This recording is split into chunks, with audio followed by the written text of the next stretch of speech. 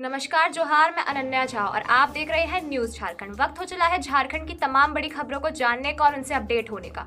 तो चलिए जानते हैं झारखंड की तमाम बड़ी खबरों को फटाफट अंदाज में। इससे पहले अगर आपने हमारे चैनल को सब्सक्राइब नहीं किया है तो हमारे चैनल को सब्सक्राइब करें, साथ ही बेल आइकन को प्रेस करें ताकि झारखंड से जुड़ी हर बड़ी अपडेट आप तक पहुंचती रहे। चलिए शुरुआत करते हैं झारखंड की सबसे बड़ी और महत्वपूर्ण खबर से। मैया समान योजना में गड़बड़ी पर प्रशासन का कड़ा एक्शन, 3 सीएससी संचालकों के खिलाफ कार्रवाई।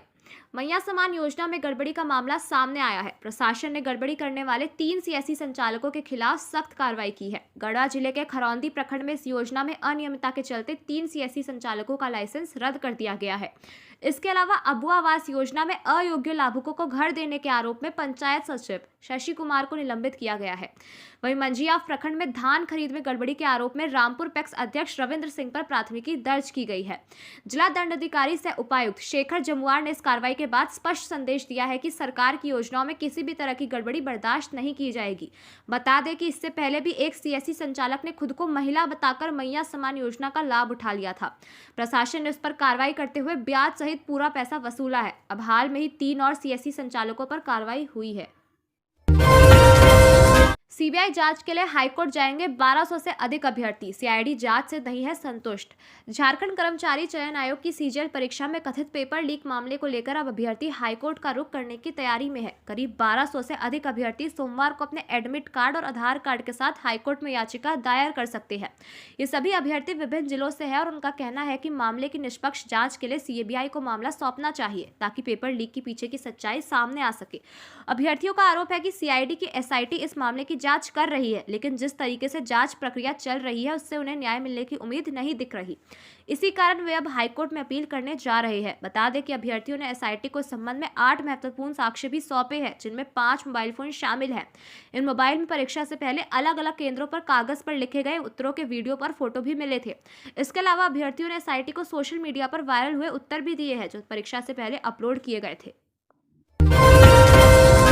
कटिहार से झारखंड आ रही नाव गंगा में पलटी, 18 लोग थे सवार, 3 शव बरामद।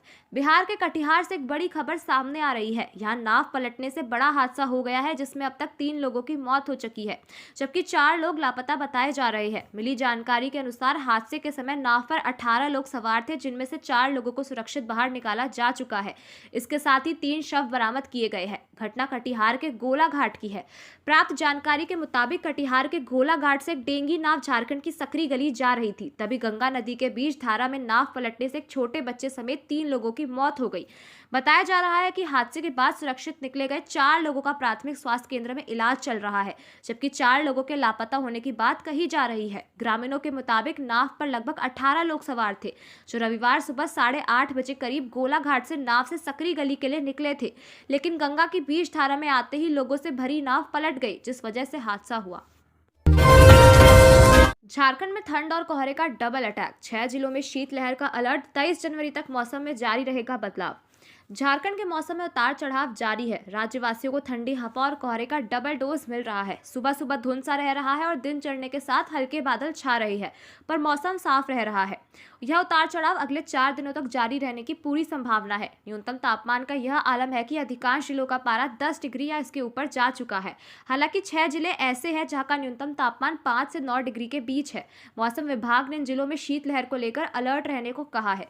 बीते 24 घंटे की मौसम की बात करें तो राज्य में सबसे कम तापमान गुमला जिला में रिकॉर्ड किया गया है। यहाँ का न्यूनतम तापमान 5.7 डिग्री सेल्सियस रहा। वहीं राजधानी रांची का न्यूनतम तापमान 10.4 डिग्री सेल्सियस रहा। यह शुक्रवार की अपेक्षा 0.2 डिग्री सेल्सियस कम रहा। मौसम विभाग का कहना है कि राज्य के मौसम में इस तरह का बदलाव अभी जारी रहेगा। दिन की शुरुआत कोहरे और धुंध से होने की वजह से विमानों की आवाजाही पर इसका असर सीधा पड़ रहा है। बाबूलाल मरांडी हो सकते हैं नेता प्रतिपक्ष, दिल्ली चुनाव के बाद पर्यवेक्षक की होगी नियुक्ति, दौड़ में विधायक सीपी सिंह भी। झारखंड विधानसभा में नेता प्रतिपक्ष के नाम पर जल्द ही मुहर लग सकती है। नेता प्रतिपक्ष के नाम पर भाजपा के प्रदेश अध्यक्ष बाबूलाल मरांडी का नाम अब तक सबसे आगे है। पार्टी सूत्रों के मुताबिक इनके नाम की घोषणा भी जल्द ही की जा सकती है। इसके साथ ही विधानसभा में पार्टी का मुख्य सचेतक और सचेतक कौन होगा यह भी साफ हो जाएगा। हाल के दिनों में प्रधानमंत्री नरेंद्र मोदी के साथ बाबूलाल मरांडी की बैठक भी हो चुकी है। वैसे नेता प्रतिपक्ष की दौड़ में रांची विधायक सीपी सिंह भी है, पर मरांडी का नाम अभी भी आगे है। मैया सम्मान योजना का क्रेज, 58 लाख से अधिक हुए लाभुक, इस दिन आएगी जनवरी माह की किश्त। झारखंड मुख्यमंत्री मैया सम्मान योजना के लाभुकों की संख्या 58 लाख से अधिक हो गई है। अगस्त 2024 से शुरू हुई इस योजना के तहत अब तक लाभुकों की संख्या 16,99,394 की बढ़ोतरी हो चुकी है। योजना के तहत दिसंबर की राशि 6 जनवरी को दी गई थी। 6 जनवरी को राज्य भर में मैया सम्मान योजना के लाभुकों की संख्या 56,61,791 थी, जो अब बढ़कर 58,09,799 हो गई है। यानी 6 जनवरी के बाद लाभुकों की संख्या में 1,47,988 की बढ़ोतरी हुई है। वहीं जनवरी में लाभुकों की संख्या 59 लाख से अधिक होने का अनुमान है। राज्य भर में ग्रामीण क्षेत्रों में मैया सम्मान योजना का आवेदन संबंधित प्रखंड कार्यालयों में और शहरी क्षेत्र में अंचल कार्यालय में जमा किया जा रहा है। प्रखंड कार्यालयों व अंचल कार्यालयों की देखरेख में इसकी ऑनलाइन एंट्री की जा रही है। मैया सम्मान योजना की जनवरी की राशि अगले सप्ताह तक बैंक खाते में ट्रांसफर कर दी जाएगी। विभागीय स्तर पर इसके लिए तैयारी शुरू कर दी गई है। बड़का गांव में अवैध कोयला निकालने के दौरान खदान धंसा, 2 की मौत। हजारीबाग के बड़का गांव में अवैध कोयला निकालने के दौरान खदान में धंसकर 2 लोगों की मौत हो गई है। यह घटना शनिवार की रात करीब 3 बजे की है। मृतक का नाम रवि और राहुल बताया जाता है। स्थानीय लोगों ने जानकारी देते हुए बताया कि बड़का गांव थाना के उरीमारा क्षेत्र के लुरंगा गांव में अवैध कोयला का कारोबार पिछले पुलिस के साथ मिली भगत से चल रहा था। कोयले के अवैध कारोबार में डब्बू सिंह नाम के व्यक्ति का नाम सामने आ रहा है। नवोदय स्कूल का एंट्रेंस एग्जाम देने पहुंची फर्जी छात्र, ऐसे हुआ खुलासा। धनबाद जिले के प्रोजेक्ट कन्या उच्च विद्यालय टुंडी में नवोदय विद्यालय की प्रवेश परीक्षा दौरान 2 फर्जी छात्र पकड़े गए। दोनों छात्र बिहार के बक्सर जिले के इतारी गांव के रहने वाले हैं और वर्तमान में नवोदय विद्यालय बेनागढ़िया में पढ़ाई कर रहे हैं। परीक्षा में बैठे छात्रों की उम्र सामान्य से अधिक लगने पर मजिस्ट्रेट को शक हुआ। इसके बाद दस्तावेजों की जांच की गई, जिससे फर्जीवाड़े का पता चला। पूछताछ में दोनों छात्रों ने स्वीकार किया है कि वे किसी और के स्थान पर परीक्षा दे रहे थे। पकड़े गए छात्रों ने बताया कि वे अपने गांव के ही उदय सर नाम के शिक्षक से पढ़ते हैं। उसी शिक्षक ने स्कूल से छुट्टी दिलवाकर और एडमिट कार्ड में बदलाव कर परीक्षा दिलाने भेजा था। मजिस्ट्रेट और परीक्षा पर्यवेक्षक दीपा सिन्हा ने इस फर्जीवाड़े की लिखित शिकायत टुंडी पुलिस को दी। टुंडी थाना प्रभारी उमा शंकर ने बताया कि इस मामले में 4 छात्रों और एक शिक्षक के खिलाफ शिकायत दर्ज कर ली गई है और आगे की कार्रवाई की जा रही है। ईंट भट्टे की आड़ में चल रहा था अवैध शराब फैक्ट्री। धनबाद से 215 पेटी अंग्रेजी शराब, 25 लाख का कच्चा माल जब्त, फैक्ट्री मालिक फरार। धनबाद में उत्पाद विभाग ने बड़ी कार्रवाई करते हुए राजगंज थाना क्षेत्र के बिलाय तांड में एक ईंट भट्टे की आड़ में चल रही नकली शराब की मिनी फैक्ट्री का भांडाफोड़ किया है। छापेमारी में विभाग ने करीब 25 लाख रुपए की नकली अंग्रेजी शराब और शराब बनाने में लगने वाले सामान को जब्त किया है। उत्पाद विभाग के अधिकारियों के अनुसार फैक्ट्री से RS और IB ब्रांड की 215 पेटी नकली अंग्रेजी शराब बरामद की गई है। इसके अलावा बड़ी मात्रा में स्प्रिट रैपर, खाली बोतलें और कैरामल केमिकल भी जब्त किए गए हैं। यह अवैध कारोबार धाबा चिता मोड़ निवासी मुरली शाह द्वारा संचालित किया जा रहा था, जो छापेमारी की सूचना मिलते ही मौके से फरार हो गया। धान अधिप्राप्ति में लगे सभी वाहनों में लगेंगे GPS, बढ़ेगी पारदर्शिता। राज्य सरकार के निबंधित 2.30 लाख से ज्यादा किसानों से धान खरीद प्रक्रिया में पारदर्शिता को बढ़ाने का फैसला किया है। दरअसल खाद्य सार्वजनिक वितरण एवं उपभोक्ता मामले में वित्तीय वर्ष 2025-26 का एक रोड मैप तैयार किया है। इसके मुताबिक विभाग द्वारा धान अधिप्राप्ति कार्य में संलग्न सभी वाहनों में GPS लगाकर जाँच की जाएगी। GPS युक्त वाहनों से अधिप्राप्ति किए गए धानों को मिलों तक पहुँचाया जाना संभव हो पाएगा। ऐसे ही वाहनों से चावल भी मिल से राज्य खाद्य निगम के गोदाम तक पहुंचाया जाएगा। धान खरीदारी एवं चावल लेने में पारदर्शिता लाने के लिए विभाग ने नियम में बदलाव किया है। ऐसा होने से पैक्स से मिलरों तक धान पहुंचाने एवं मिलरों के यहां से गोदाम तक चावल लाना संबंधित प्रक्रिया के विभाग की निगरानी करने में सहूलियत मिलेगी। अपलोड करने से पहले अंकों का सत्यापन करना जरूरी। CBSE 10वीं 12वीं की बोर्ड परीक्षा के तहत प्रैक्टिकल और आंतरिक मूल्यांकन कार्य शुरू हो गया है। 12वीं के आंतरिक मूल्यांकन को लेकर बोर्ड ने स्कूलों को नया दिशा निर्देश दिया है। बोर्ड ने कहा है कि अंक अपलोड करने से पहले अंकों का सत्यापन करना जरूरी है। इसके लिए आंतरिक और बाहर परीक्षा को समन्वय बनाकर अंक का सत्यापन करना होगा। दोनों की सहमति से अंतिम रूप से दिए गए अंक ही बोर्ड के पोर्टल पर अपलोड करना होगा। बोर्ड ने यह दिशा निर्देश इसलिए दिया है कि एक बार अंक अपलोड हो जाने के बाद दोबारा इसमें संशोधन नहीं किया जा सकेगा। स्कूलों को दिए गए निर्देश में बोर्ड ने अंक दर्ज करते समय सटीकता के महत्व पर जोर दिया है। राजधानी में लगे 58,000 स्ट्रीट लाइटों की जांच तेज। राजधानी रांची नगर निगम एरिया में लगाए गए 58,000 स्ट्रीट लाइट की जांच की जा रही है। नगर विकास सचिव सुनील कुमार के निर्देश पर पूर्व में लगाए गए 48,000 व हाल में लगे 10,000 स्ट्रीट लाइट का भौतिक सर्वेक्षण कराया जा रहा है। इसमें यह देखा जा रहा है कि कितनी स्ट्रीट लाइट वर्तमान में सही स्थिति में है और प्रकाश दे रही है। वही कितनी खराब है। इसके लिए रांची नगर निगम की ओर से वार्डवार टीम गठित की गई है, जिसमें लाइट लगाने वाली कंपनी मेसर्स ईईएसएल और नगर निगम के कर्मचारी को शामिल किया गया है। सभी 51 वार्ड में यह सर्वेक्षण चल रहा है। राज्य में वर्दीधारी सेवाओं की भर्ती के लिए संयुक्त परीक्षा कराने पर विचार, गृह विभाग कर रहा नियमावली तैयार। झारखंड सरकार उत्पाद आरक्षी, जिला बिल आरक्षी, होमगार्ड जवान, फॉरेस्ट गार्ड और जेल आरक्षी सहित सभी वर्दीधारी सेवाओं की भर्ती के लिए एक ही संयुक्त परीक्षा कराने पर विचार कर रही है। इसके साथ इन पदों की नियुक्ति प्रक्रिया भी एक साथ करने की योजना बनाई जा रही है। उत्पाद सिपाही भर्ती के दौरान एक अभ्यर्थी की मौत के बाद मुख्यमंत्री हेमंत सोरेन ने सुझाव दिया था कि ऐसी सभी भर्तियों के लिए एक समान परीक्षा प्रणाली होनी चाहिए। उन्होंने भर्ती प्रक्रिया को नए नियमों के अनुसार बनाने के निर्देश दिए थे। गृह विभाग नई भर्ती नियमावली तैयार कर रहा है, जिसमें झारखंड की भौगोलिक परिस्थितियों को ध्यान में रखा जाएगा।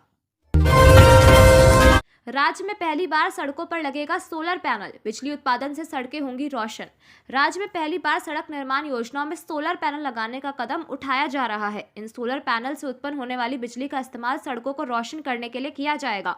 फिलहाल पथ निर्माण विभाग ने 2 प्रमुख सड़कों को इसके लिए चुना है, जिन पर साइकिल ट्रैक भी बनाए जाएंगे। इन साइकिल ट्रैकों के ऊपर सोलर पैनल लगाए जाएंगे, जो न केवल बिजली उत्पादन करेंगे बल्कि साइकिल चालकों को वर्षा और तेज धूप से भी बचाएंगे। विभाग ने ओल्ड विधानसभा के पास विवेकानंद स्कूल से लेकर जगन्नाथपुर क्षेत्र और रिंग रोड तक 4 लेन सड़क बनाने का निर्णय लिया है।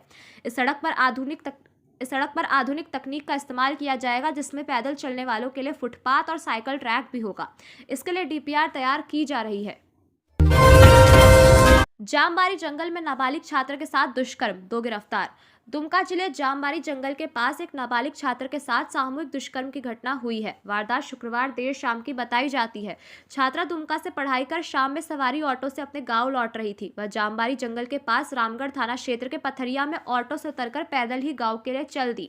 रास्ते में सुनसान जगह पाकर 2 युवकों ने उसे पकड़ लिया और जबरन जंगल में ले गए। जंगल में उन दोनों ने लड़की के साथ दुष्कर्म किया। इसके बाद घटना के संबंध में किसी को बताने पर जान से मारने की धमकी देकर उसे छोड़ दिया और खुद फरार हो गए। डरी सहमी छात्रा अपने घर पहुंची और रोते हुए परिजनों की घटना की जानकारी दी। इसके बाद परिजन उसे लेकर देर रात रामगढ़ थाना पहुंचे और पुलिस को घटना की जानकारी दी। लड़की ने पुलिस को दोनों अपराधियों की पहचान भी बताई। थाना प्रभारी शशिकांत साहू ने वरीय अधिकारियों को घटना की जानकारी दी। इसके बाद थाना प्रभारी के नेतृत्व में तत्काल टीम का गठन किया गया। टीम ने त्वरित कार्रवाई करते हुए पुलिस पथरिया पंचायत के जामबारी गाँव में छापेमारी कर दोनों आरोपियों को गिरफ्तार कर लिया। आरोपियों में जामबारी गाँव के गिला सोरेन का पुत्र बग्गा सोरेन व ईश्वर मरांडी का पुत्र लुबिन मरांडी शामिल है। निकाय चुनाव में देरी से फंसे 1426 करोड़। 15वें वित्त आयोग की अनुशंसा पर केंद्र सरकार द्वारा झारखंड को अनुदान के तौर पर मिलने वाले 1426 करोड़ रुपए फंसे हैं। अनुदान अंतर्गत केंद्र को अपने हिस्से का 1426 करोड़ झारखंड को देना था। यह राशि वित्तीय वर्ष 2023-24 और 24-25 के लिए क्रमशः 713 करोड़ है। केंद्र मंत्रालय द्वारा नगर निकाय चुनाव में देरी को राशि नहीं देने का कारण बताया गया है। इसमें राज्य के कुल 49 शहरी स्थानीय निकायों में जन सुविधा और विकास के कार्य भी प्रभावित हुए हैं। 49 निकायों में नगर निगम 9, नगर परिषद 20, नगर पंचायत 19 और अधिसूचित क्षेत्र समिति 1 शामिल है। इसके अलावा चालू वित्तीय वर्ष में केंद्र प्रायोजित 5 योजनाओं में भी झारखंड को केंद्र हिस्से के 331.50 करोड़ रुपए मिलने थे। इन योजनाओं में राष्ट्रीय शहरी आजीविका मिशन, प्रधानमंत्री आवास योजना, स्वच्छ भारत मिशन, शहरी पुनरुद्धार मिशन, राष्ट्रीय नदी संरक्षण योजना से राष्ट्रीय झील संरक्षण योजना शामिल है। हरमू से रेडिसन ब्लू तक फ्लाईओवर के डीपीआर तैयार करने में अड़चन। हरमू विद्यानगर से रेडिसन ब्लू कड्रू तक फ्लाईओवर निर्माण के डीपीआर तैयार करने में अड़चन आ रही है। पथ निर्माण विभाग के इंजीनियरों ने इस प्रस्तावित फ्लाईओवर के लिए सर्वे प्रारंभ किया है, जिसमें अब यह बात सामने आ रही है। जुटको द्वारा हरमू नदी के पानी को साफ करने के लिए एसटीपी प्लांट लगाने की योजना है। इंजीनियरों ने बताया कि एसटीपी प्लांट 5-6 जगह स्थापित करने की दिशा में जुटको कार्य कर रहा है। ऐसे में पथ निर्माण विभाग की ओर से फ्लाईओवर निर्माण के लिए जो सर्वे कराया जा रहा था, उसमें रुकावट हो गई है। एक ही नदी में 2 विभागों की योजना एक साथ क्रियान्वित करने से दिक्कत हो रही है। 120 महिलाओं से 1.5 करोड़ रुपए ठगे। गिरिडीह में समूह लोन के नाम पर घपला एफआईआर दर्ज, ग्रामीणों ने रखा सड़क जाम। गिरिडीह में 120 महिलाओं से समूह लोन के नाम पर 1.5 करोड़ रुपए ठगी का मामला सामने आया है। यह पूरा मामला गावा थाना क्षेत्र से जुड़ा हुआ है। यह जमडार निवासी रविशंकर मोदी पिछले 4 वर्षों से लोन देने वाले कर्मियों से मिलकर महिलाओं को लोन दिलाने का काम करता था। फाइनेंस कर्मियों को खिला पिलाकर उन्हीं महिलाओं को लोन दिलाता था, जिसका पैसा वो बेवकूफ बनाकर खाते से निकाल सके। यह वाकया करीब 4 साल से चल रहा था। इस दौरान 2 दर्जन से अधिक ऐसी महिलाएं थी जिनका लोन उसे बताए बगैर लिया और उसे नियमित समय पर चुका भी रहा था। यही कारण है कि महिलाओं को इस बात का पता देर से चला। इसी तरह करते करते 100 से अधिक महिलाओं के नाम पर लोन पास करवाकर आधार अपडेट करवाने के बहाने अंगूठा लगवाकर उसे अपने खाते में ट्रांसफर कर लिया। बाद में मौका देकर अपने घर को भी 35 लाख रुपए में गांव के एक व्यक्ति को बेचकर लखनऊ फरार हो गया। जब कंपनी के कर्मियों द्वारा लोन की राशि जमा करने के लिए महिलाओं को कहा गया तब महिलाओं के पसीने छूटने लगे। पलामू के युवक की सऊदी अरब में मौत, परिजन शव लाने की लगा रहे गुहार। पलामू जिले के एक युवक की सऊदी अरब में मौत हो गई है। युवक सद्दाम हुसैन मेदनी नगर के मुस्लिम नगर का रहने वाला है। सद्दाम हुसैन की मौत 17 जनवरी को हुई थी। वह कंपनी में काम करने के बाद घर लौटा और सो गया, जहां सुबह उसका शव मिला। सद्दाम 23 जुलाई 2024 को मजदूरी के लिए सऊदी अरब गया था। सद्दाम के दोस्तों ने परिजनों की मौत की सूचना दी। अब सद्दाम की मौत के बाद परिजन शव को पलामू लाने की गुहार लगा रहे हैं। सद्दाम के 3 छोटे छोटे बच्चे हैं। घटना के बाद पूरे परिवार में चीख पुकार मची है और परिवार सदमे में है। सद्दाम की पत्नी का कहना है कि वह आखिरी बार अपने शौहर को देखना चाहती है, उसका शव घर लाया जाए। इधर घटना की जानकारी मिलने के बाद झारखंड सरकार के पूर्व ग्रामीण विकास सह श्रम मंत्री के त्रिपाठी सद्दाम के घर पहुंचे और परिजनों से बात की। पूर्व मंत्री ने श्रम विभाग के अधिकारियों से बात कर हर मामले में पहल करने की बात कही है। पूर्व मंत्री ने बताया कि पूरे मामले को लेकर श्रम विभाग के अधिकारियों से बातचीत की गई है। सद्दाम के शव को लाने के लिए प्रयास किए जा रहे हैं। संविधान बचाओ अभियान के तहत टेल्को में नवा सत्याग्रह जन चेतना पद यात्रा का आयोजन। जमशेदपुर महानगर कांग्रेस कमेटी द्वारा आयोजित संविधान बचाओ अभियान के अंतर्गत टेल्को कांग्रेस कमेटी ने क्षेत्र में एक विशेष नवा सत्याग्रह जन चेतना पद यात्रा का आयोजन किया। इस यात्रा का उद्देश्य लोगों को संविधान की महत्व से अवगत कराना और वर्तमान समय में इसके संरक्षण की आवश्यकता पर जोर देना है। पद यात्रा में टेल्को प्रखंड कांग्रेस कमेटी के सदस्यों ने बढ़ चढ़कर हिस्सा लिया। यह पद यात्रा क्षेत्र के विभिन्न हिस्सों से गुजरी, जिसमें स्थानीय लोगों को संविधान के मौलिक अधिकारों और लोकतांत्रिक मूल्यों के प्रति जागरूक किया गया। इस दौरान कांग्रेस नेताओं और कार्यकर्ताओं ने देश में संविधान पर हो रहे कथित हमलों को लेकर चिंता व्यक्त की और लोगों को इसके बचाव के लिए संगठित होने का संदेश दिया। जैक अध्यक्ष और उपाध्यक्ष के पद हुए खाली, पड़ सकता है बोर्ड परीक्षा पर असर। झारखंड एकेडमिक काउंसिल के अध्यक्ष और उपाध्यक्ष का कार्यकाल 18 जनवरी को समाप्त हो गया। अध्यक्ष डॉक्टर अनिल महतो और उपाध्यक्ष डॉक्टर विनोद सिंह की नियुक्ति वर्ष 2022 में हुई थी।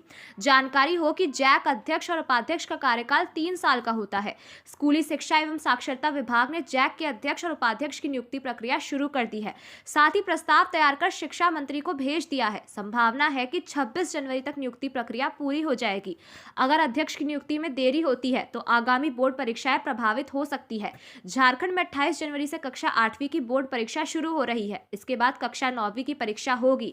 वहीं 11 फरवरी से मैट्रिक और इंटर की परीक्षा प्रस्तावित है।